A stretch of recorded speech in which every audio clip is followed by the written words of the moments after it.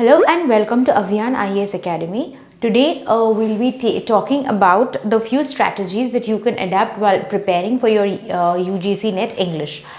So as we had in the earlier classes, in the earlier videos discussed about the syllabus which we need to skim through and go through while we are trying to prepare for NET.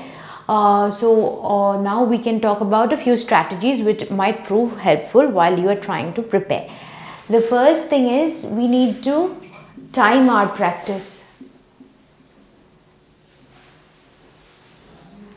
Remember that while we are all practicing for the same thing, or everybody who has taken up English as an optional paper, they would be writing the same thing. However, for the paper 1, remember it's as important as just your paper 2. In order to qualify your exams, and since the cutoffs are not coming down, they are going up every year, it is important that you pay equal attention to your first part of the paper as well. That's the logical reasoning and your aptitude and your your EVS and all those parts, reasoning, maths, because these parts are quite predictable.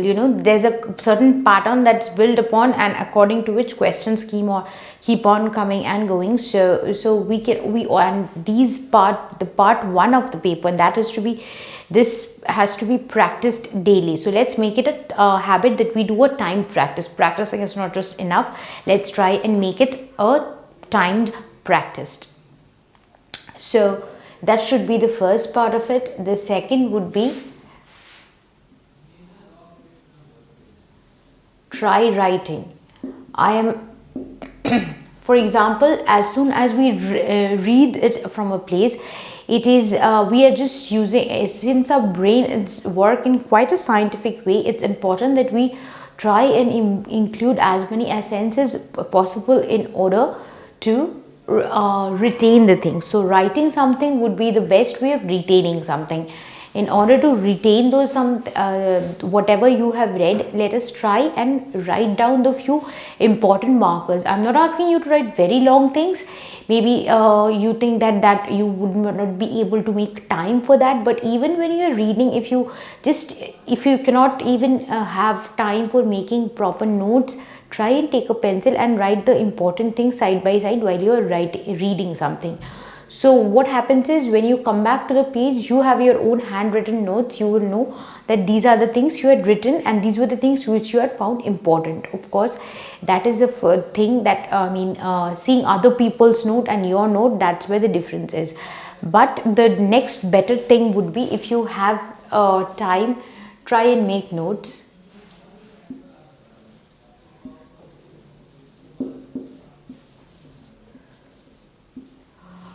Try and make notes for your classes. So the easy part of that would be, once you have your own handwritten notes before the exams. For example, there are probably around 1,000 authors which you have to study, combining the poets, the novelists, the theorists. There would be around 1,000 people that you are trying to study.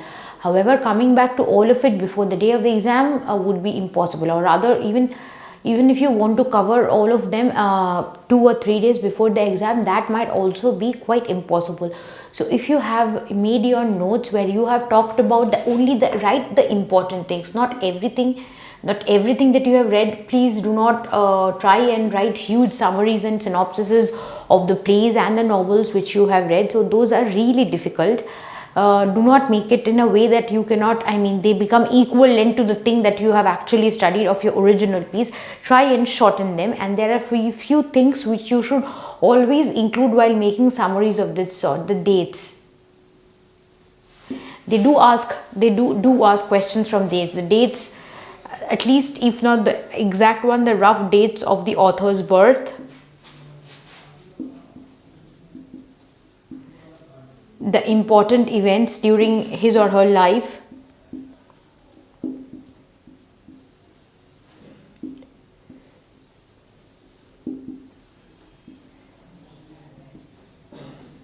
so once, and then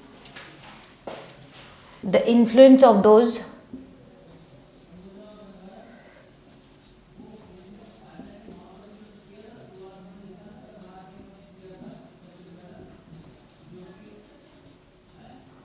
the influence of those incidents in the author's life. And then if you are trying to make a read, depends on how you are trying to make your note. If you are trying to make it according to the author, then the influence that were important in his life, which took a part in his writing.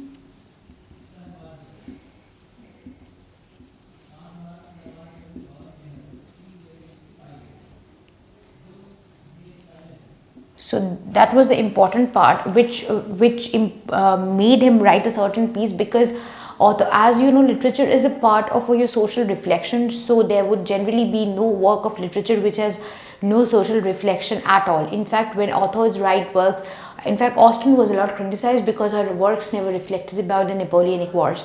So that's an exception to it. However, but Jane Austen had made it very clear that she was just writing about the household intricacies of the few household which she knew that she was good at knowing.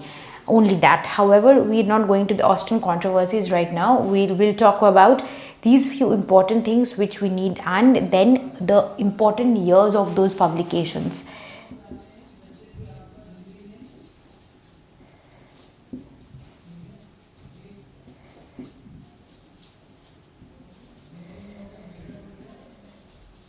Important years of publication of the books, the trademark books. Even if we do not have exact idea of all the books, at least know the rough time period of the writing.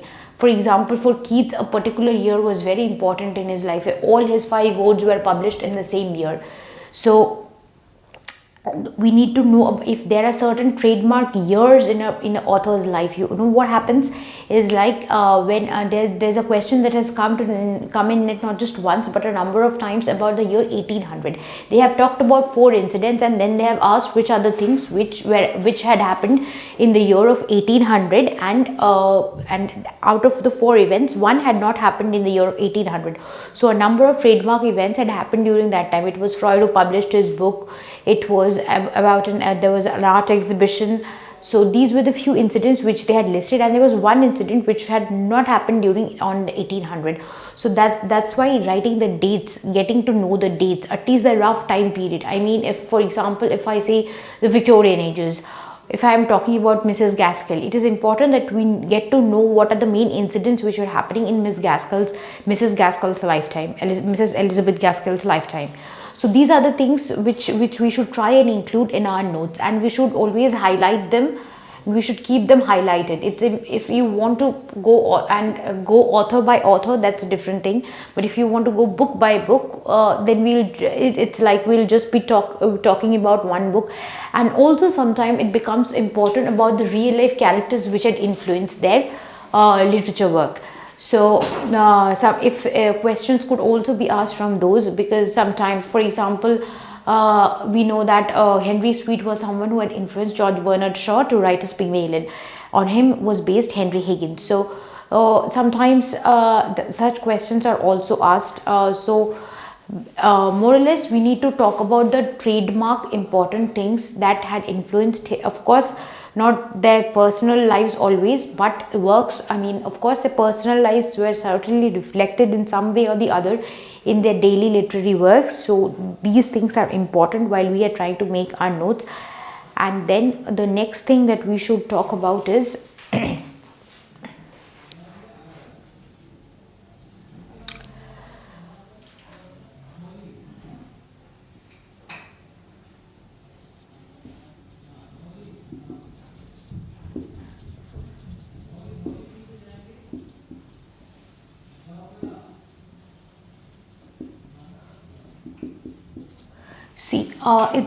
it is always important that we read from the kind of questions or the kind of perspective the exam asks you for. It's great if when we want to know about literature as such, that is perfectly fine. But reading it just pages after pages without making a proper effort, without making the effect in your reading practice, wouldn't help you much.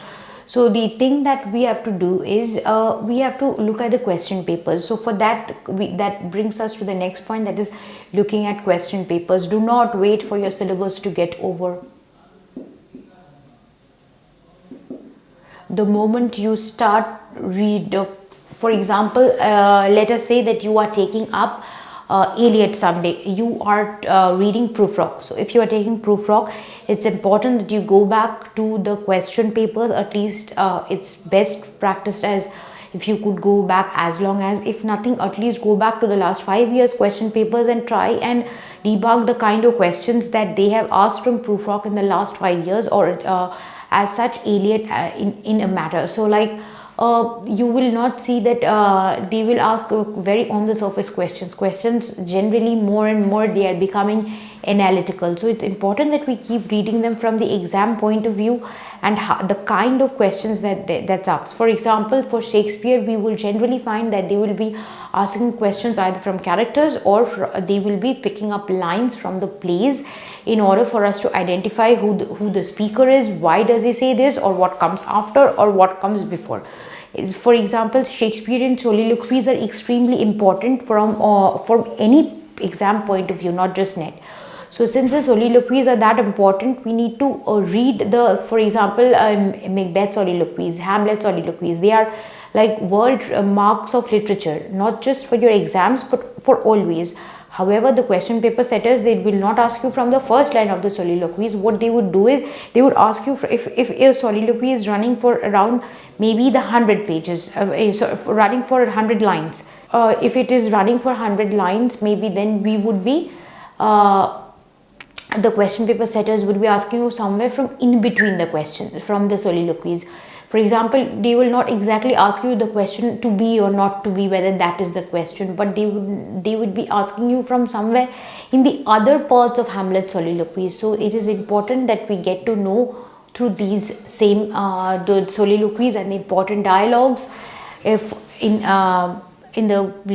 also the opening lines and the ending lines of the plays and the novels are always important. So when we are trying to make notes, we should keep in mind a few important things, like practicing the timing, the practice, trying to write notes, and then taking a first look at the question paper. Do not wait for your syllabus to get over, because this is vast, and even towards the end also we are not always able to find out how much we will be able to finish and how much we wouldn't be able to. So how much ever you have prepared, try and go back to the questions of those same things and see the type of the questions that have been asked, because questions wouldn't generally be repeated that way, but you will of course get from the same authors and the same books, because there are certain cults and trademarks from which questions comes time and again.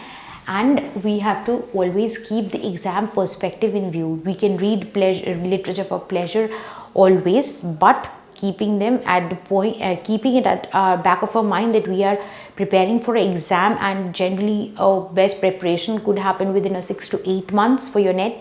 So that is something that we should always keep in mind. So that's all for today. Thank you and have a great day.